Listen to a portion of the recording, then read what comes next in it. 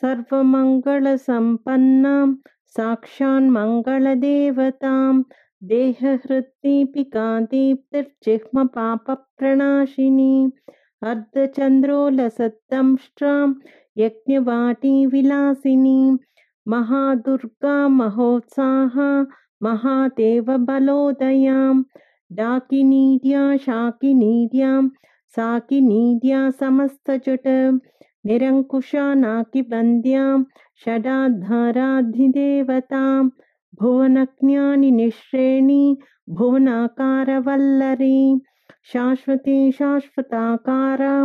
लोकानुग्रहकारिणी सारसी मानसी हंसी हंसलोकप्रदायिनी चिन्मुद्रालङ्कृतकरां कोटिसूर्यसमप्रभां सुखप्राणिशिरोरेखां सददृष्टप्रदायिनी सर्वसाङ्कर्यदोषग्नि ग्रहोपद्रवनाशिनी